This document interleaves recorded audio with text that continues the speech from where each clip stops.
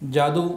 جتنے بڑے سے بڑا مرضی، سخت ہو، کالا ہو، نیلا ہو، پیلا ہو، ہرا ہو، کسی بھی قسم کا ہو، کرنے والا کوئی بھی ہو، پڑھنے والا ذرا شوق سے پڑھے، توجہ سے پڑھے، غفلت میں مت پڑھے۔ ایک مرتبہ مجھے ایک جگہ سے فون آیا، انہوں نے کافی شکایت کی کہ جی یہ معاملات جادو کے، سحر کے اور فلاں، اور بہت کوششیں ہم کر چکے ہیں جگہ جگہ، اور ہر جگہ تو فری میں کام نہیں ہوتا، بعض جگہ پیسے دینے پڑتے ہیں، تو پیسے بھی ہم بڑے جگہ دے چکے ہیں، مسئلہ حل نہیں ہوتا۔ میں نے الحمدللہ ان کو یہ عمل بتایا، پھر ان کا مجھے فیڈ بیک ملا کہ جی مسئلہ ان کا اللہ نے حل کر دیا۔ مسئلہ اللہ حل کرتے ہیں، اس میں میرا کوئی عمل دخل نہیں، کام اللہ نے کرنا ہے۔ پھر ایک مرتبہ خاتون کا فون آیا، ان کو کوئی مسئلہ تھا، دوبارہ پھر کبھی نہیں آیا، پتہ نہیں انہوں نے کچھ اس قسم کی بات کی، مجھے 100% یاد بھی نہیں رہی، کئی سال ہو گئے۔ کہنے لگی کہ جی میرے اوپر کوئی دشمن ہے، وہ حصار ہے، وہ کوئی نہ کوئی توڑ کر دیتا ہے، وہ کچھ کر دیتا ہے، پھر میں توڑ کرواتی ہوں، پھر کچھ عرصے بعد کچھ اور ہو جاتا ہے اس سے بڑا، پھر میں مزید کوئی عامل تلاش کرتی ہوں، پھر اس سے توڑ کرواتی ہوں۔ ابھی فلاں میں نے کسی سے رابطہ کیا، اس نے 8 لاکھ روپے مانگے ہوں، تو بہت زیادہ ہیں، تو اب مسئلہ اس وقت بڑا میرے اوپر پھنسا ہوا، بڑی پریشان ہوں، اب آپ بتائیں کہ اس کا کیا کروں، آپ توڑ کر دیں۔ گویا میں کہتا اچھا جی آپ 7 لاکھ دیں، 6 لاکھ دیں، کچھ کریں تو پھر بتاتے ہیں۔ میں نے کہا دیکھیں بھئی، ایک تو یہ آپ نے بتایا نا کہ کوئی آپ کا دشمن ہے بقول آپ کے، اس نے آپ پہ اٹیک کیا، آپ نے توڑ کروایا، اس کے بعد اس نے دوسرا حملہ کر دیا،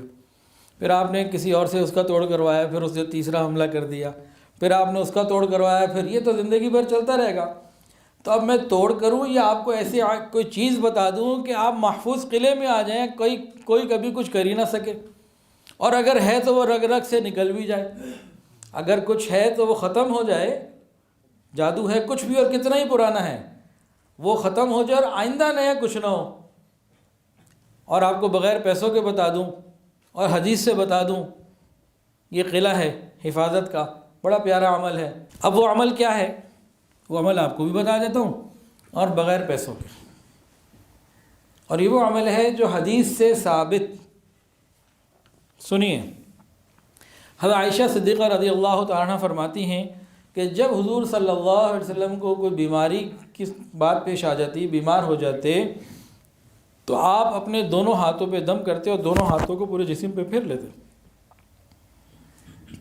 اور ایک جگہ یہ اس عمل کے بارے میں آتا ہے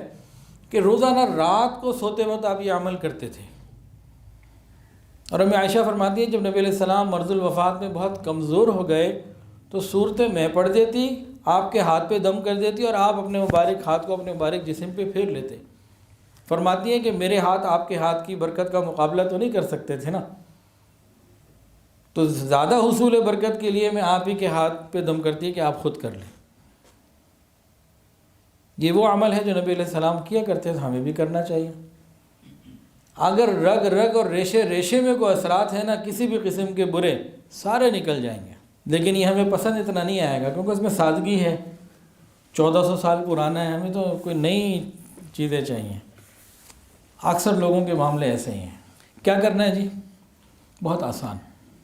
رات کو سوتے وقت وضو ہے تو بہت اچھا، نہیں تو بغیر وضو کے صحیح، ہاتھ ایسے جوڑ لیں جیسے دعا کے لیے ہیں، اور آخری تینوں صورتیں ایک ایک مرتبہ پڑھ لیں، قل هو اللہ احد پوری، اور آخری دونوں ایک پوری صورتیں، تینوں صورتیں ایک ایک دفعہ پڑھ کے زور سے اپنے ہاتھ پہ پھونک ماریں اپنے ہاتھوں پہ، اس کے بعد اس کو پھیر لیں جسم میں جہاں جہاں تک ہاتھ جاتا ہے نا،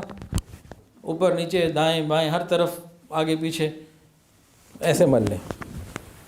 بس ایک دفعہ ہو گیا۔ اس کے بعد دوبارہ اسی کو ریپیٹ کر لیں، پھر تیسری مرتبہ بھی یہی کر لیں، روزانہ رات کو 3 مرتبہ یہ کرنا ہے، سارا وقت ملا کے 3 منٹ بھی اس پہ نہیں لگیں گے انشاءاللہ العزیز۔ کچھ تھا تو وہ نکل جائے گا، اور اگر نہیں بھی ہے تو اس کی برکتیں مل جائیں گی، اور آگے سے آپ محفوظ رہیں گے۔